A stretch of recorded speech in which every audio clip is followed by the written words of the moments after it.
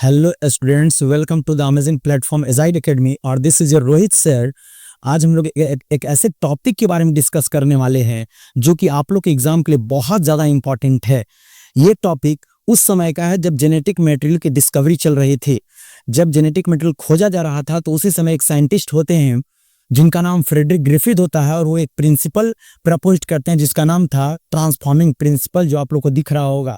Transforming principle Frederick Griffith ने 1928 में दिया था। 1928 में इन्होंने ये जो एक्सपेरिमेंट करा, इस एक्सपेरिमेंट के बाद क्या मिला, क्या हुआ, वो सारी चीजें इस वीडियो में आपको मिलेगी, तो आप ध्यान से इसको समझिएगा। फ्रेडरिक ग्रिफिथ ने इस एक्सपेरिमेंट में सबसे पहले एक माइक्रो ऑर्गेनिज्म लिया जिसका नाम स्ट्रेप्टोकोकस निमोनिया है। वही स्ट्रेप्टोकोकस निमोनिया जो कि क्या करता है, निमोनिया काउज करता है, यानी कि हमको बीमार करता है। ठीक है। जब फ्रेडरिक ग्रिफिथ ने एक कल्चरल प्लेट पे जब स्ट्रेप्टोकोकस निमोनिया को ग्रो कराया तो उसमें उन्होंने क्या पाया, दो प्रकार के बैक्टीरिया, यानी there are two types of bacteria. ठीक है। जो एक आर स्ट्रेन के नाम से जाना गया, एक एस स्ट्रेन के नाम से जाना गया। क्या बोला, आर स्ट्रेन यानी कि रफ कॉलोनीज वाले बैक्टीरिया, और एक एस स्ट्रेन मतलब स्मूथ साइनिक कॉलोनी वाले बैक्टीरिया। ठीक है। अब ये दो अलग अलग बैक्टीरिया जब ग्रिफिथ को नजर आया तो उन्होंने क्या करा कि दोनों बैक्टीरिया पे थोड़ा सा रिसर्च किया और क्या देखा, जब उन्होंने आर स्ट्रेन वाले बैक्टीरिया को जब उन्होंने देखा तो आर स्ट्रेन वाले बैक्टीरिया में क्या उन्होंने पाया कि इसके ऊपर में कोई लेयर नहीं है, और जब ये बैक्टीरिया किसी के बॉडी में जाता है तो बीमार नहीं करता है। इसका मतलब है कि ये जो आर स्ट्रेन जो बैक्टीरिया है वो नॉन वायरुलेंट होते हैं, मतलब कि ये बैक्टीरिया डिजीज काउज नहीं करेंगे। क्यों नहीं करेंगे? क्योंकि जब ये किसी के बॉडी में ये बैक्टीरिया जाएगा तो जाने के बाद क्या होगा बैक्टीरिया में कि अब पहले से ऑलरेडी इम्यून सिस्टम हमारे बॉडी में, समझिए ऐसे हमारे बॉडी में इम्यून सिस्टम है। अब क्या होगा, जब ये बैक्टीरिया हमारे बॉडी में जाएगा तो हमारा जो इम्यून सिस्टम है इसको खत्म कर देगा। लेकिन ऑन द अदर हैंड जैसे ही हम दूसरे बैक्टीरिया की तरफ देखते हैं, वो दूसरा बैक्टीरिया क्या है, एस स्ट्रेन यानी कि स्मूथ साइनिक कॉलोनी वाला बैक्टीरिया, जो कि वायरुलेंट बैक्टीरिया माना गया। क्यों माना गया? क्योंकि बच्चों ये डिजीज कॉज करता है। कौन सा डिजीज कॉज करता है? निमोनिया डिजीज कॉज करता है। ठीक है। कैसे, इसके पीछे का भी थोड़ा साइंस हम लोग समझ लेते हैं। ये जो बैक्टीरिया है इसके पीछे क्या साइंस है, कोई बड़ा चीज नहीं है, एक एक्स्ट्रा लेयर मौजूद होता है पॉलीसेकेराइड का। किसका? पॉलीसेकेराइड का एक एक्स्ट्रा लेयर मौजूद होता है, और आप लोगों ने भी पढ़ा होगा कार्बोहाइड्रेट्स के टाइप में। ठीक है। पॉलीसेकेराइड एक एक्स्ट्रा लेयर हो जाने की वजह से जब ये किसी के बॉडी में जब एंटर करता है तो हमारा जो इम्यून सिस्टम है इसको खत्म नहीं कर पाता है। ठीक है। तो जब खत्म नहीं कर पाएगा इसलिए इसको क्या बोला गया, डिजीज काउजिंग बैक्टीरिया। यानी कौन सा डिजीज? निमोनिया। अब इस एक्सपेरिमेंट में हम लोग क्या देखने वाले हैं, थोड़ा ध्यान से देखिएगा आगे। ठीक है। क्या है कि बहुत इंटरेस्टिंग, फ्रेडरिक ग्रिफिथ ने क्या किया कि इस एक्सपेरिमेंट के लिए चूहा यानी माइस को सेलेक्ट किया। क्यों सेलेक्ट किया, देखिएगा ध्यान से। आपका सबसे पहले फर्स्ट ऑफ ऑल जो आर स्ट्रेन वाले जो बैक्टीरिया थे, आर स्ट्रेन वाले जो डिजीज कॉज नहीं कर रहे थे, तो सीधी सी बात है कि जब आर स्ट्रेन वाले बैक्टीरिया को हम लोग इंजेक्ट करेंगे, किसमें? माइस में इंजेक्ट कर रहे हैं, यानी चूहा में इंजेक्ट कर रहे हैं, तो माइस क्या रहेगा, सरवाइव करेगा। सरवाइव करना मतलब क्या? सरवाइव करना मतलब लिव, यानी कि जिंदा रहना, वो जिंदा रहेगा। सीधी सी बात है। जब ये बैक्टीरिया एस आर स्ट्रेन वाला जब नॉन वायरुलेंट है, हमारे बॉडी को अफेक्ट करेगा नहीं, तो चूहा भी सीधी सी बात है वो क्या रहेगा, जिंदा रहेगा। बट अभी अब थोड़ा सा देखिएगा, जब दूसरे में हम लोग देखते हैं, जब आपका एस स्ट्रेन वाला जो बैक्टीरिया है, कौन सा बैक्टीरिया? एस स्ट्रेन वाला बैक्टीरिया, जब इसको जब इंजेक्ट किया जाता है, कहाँ इंजेक्ट किया जाता है बच्चों? माइस में। माइस यानी चूहा। चूहा में जब इंजेक्ट कराया जाता है तो क्या होगा जानते हैं? वो चूहा मर जाएगा। चूहा क्या हो जाएगा? डाई, यानी मर गया चूहा। अब हमारे पास यहाँ पे हमारे दो सीक्वेंस मिल गए, एक आर स्ट्रेन वाला, एस स्ट्रेन वाला। सीधी सी बात है, जब आर स्ट्रेन डिजीज कॉज नहीं कर रहा है तो चूहा जिंदा रहेगा, सरवाइव करेगा।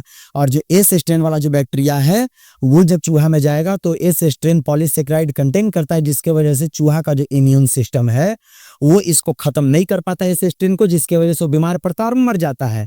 लेकिन अब कहानी में थोड़ा सा ट्विस्ट आएगा। जब एस स्ट्रेन वाले बैक्टीरिया को फ्रेडरिक ग्रिफिथ ने क्या किया, देखिएगा, जब फ्रेडरिक ग्रिफिथ क्या करते हैं कि इसको हिट किल्ड कर देते हैं, यानी इसको मार दिया जाता है। इसको क्या कर देंगे, मतलब ये एस स्ट्रेन वाला जो बैक्टीरिया था उसको मार दिया गया। तो जो अगर जब एस स्ट्रेन मर गया और मरे हुए चीज को जब हम इंजेक्ट करेंगे, कहां से इंजेक्ट करेंगे, फिर से हम लोग देखते हैं माइस में इंजेक्ट करेंगे। कहां इंजेक्ट करेंगे, माइस में। क्या होना चाहिए, जब एस स्ट्रेन वाला बैक्टीरिया जब जिंदा था तो क्या था, जब हमने चूहा में डाला तो चूहा क्या हो गया, मर गया। लेकिन जब एस स्ट्रेन वाली बैक्टीरिया को जब मार कर, यानी उसको किल करके हम कहाँ डाल रहे हैं, चूहा में डाल रहे हैं, तो सीधी सी बात है चूहा पर कोई इफेक्ट नहीं पड़ेगा। तो चूहा यहाँ पे क्या रह गया, जिंदा रह गया। ठीक है, माइस लिव, ठीक है, चूहा जिंदा रह जाता है। बट अब एक केस आता है, फ्रेडरिक ग्रिफिथ का जो मेन कंक्लूजन और जो रिजल्ट हमें मिलेगा वो हमें मिलेगा 4th नंबर की इक्वेशन से। इसीलिए ध्यान से सुनिएगा और समझिएगा इसमें क्या किया गया। इसमें ध्यान से बढ़िया से देखिएगा क्या किया जाता है। इसमें क्या हुआ कि दोनों बैक्टीरिया लिए गए। कौन कौन से, आपका एस स्ट्रेन वाला बैक्टीरिया। कैसा एस स्ट्रेन, जो कि मार दिया गया था, क्या कर दिया गया था, हिट किल्ड कर दिया गया था, यानी कि हिट से उसको मार दिया गया था। साथ में आपका इसके साथ में एक और ऐड कर दिया जाता है आर स्ट्रेन बैक्टीरिया, दोनों को ऐड कर दिया गया।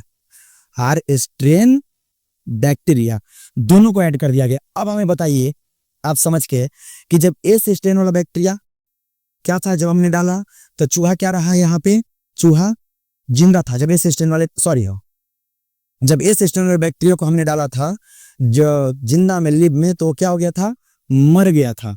ठीक है, डाई हो गया था। लेकिन जब उसको किल करके जब हम डालते हैं, यानी कि मार कर डालते हैं एस स्ट्रेन वाले को, तो चूहा जिंदा रहता है। तो अब यहाँ पे हमारे पास एज ए इक्वेशन के रूप में समझिए कि एस स्ट्रेन हिट किल्ड वाले बैक्टीरिया को जब हम चूहा में इंजेक्ट करेंगे तो चूहा जिंदा है। जब आर स्ट्रेन वाले बैक्टीरिया को जब हम इंजेक्ट कर रहे हैं तो फिर भी चूहा क्या है, जिंदा है। तो इस केस में क्या होना चाहिए, जब दोनों को हम एक साथ इंजेक्ट करते हैं, कहाँ, चूहे में, अब क्या होगा, अब मेन पॉइंट पे हम लोग आते हैं। अब यहाँ पे क्या होगा, अब यहाँ पे चूहा जिंदा रहेगा कि चूहा मर जाएगा।